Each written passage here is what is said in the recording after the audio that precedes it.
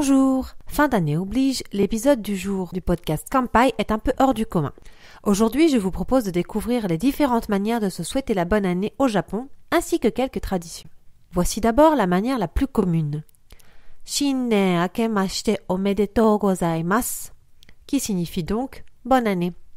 Pour traduire cette expression en détail, Shinnen signifie nouvelle année, akeru veut dire commencer ou ouvrir.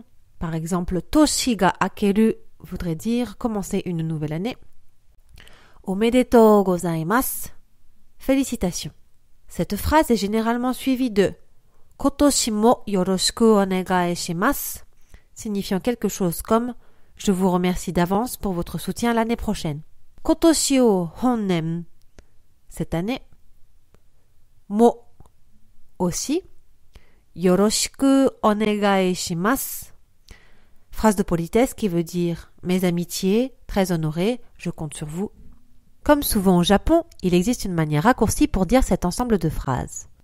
On prend en effet le début de plusieurs syllabes de « Shinnen akemashite omedetou gozaimasu, kotoshi mo yoroshiku onegai shimasu » qui se transformera donc en « Akeome kotoyoro ». Attention cependant avec qui vous l'utilisez, car cette expression est très familière. À déconseiller au travail ou avec la belle famille par exemple.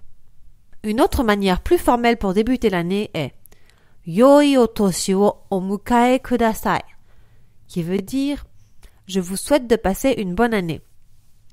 Yoi, i veut dire bon, bonne. Otoshi, année. Mukau, rencontrer, accueillir, venir à la rencontre. Kudasai, je vous prie, s'il vous plaît. Je vous propose maintenant de vous parler de quelques traditions. Avez-vous déjà entendu parler de Otoshidama? Il s'agit d'une petite enveloppe donnée aux enfants, les siens, ceux de sa famille et des amis, pour la nouvelle année contenant un peu d'argent. Cette coutume vient de Chine et on pourrait la comparer à des étrennes. Le 1er janvier, il est coutume de visiter un temple pour le Hatsumode, signifiant première visite au temple. Chacun lance une pièce de 5 yens porte-bonheur dans le Saisenbako en faisant un vœu pour l'année à venir.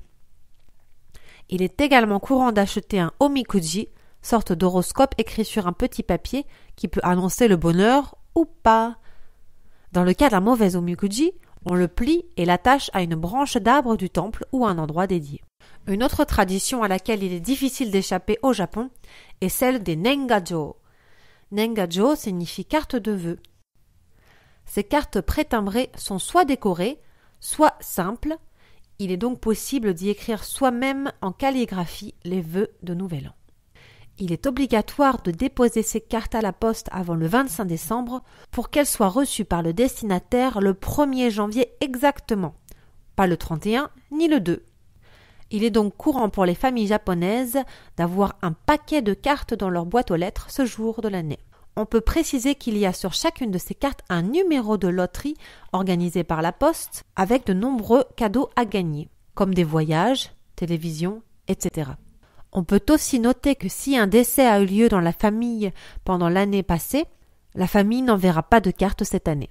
Voilà pour l'épisode Kanpai du jour. J'espère qu'il vous a plu et je vous souhaite de passer de très bonnes fêtes. À bientôt pour un prochain épisode. Mata lainen!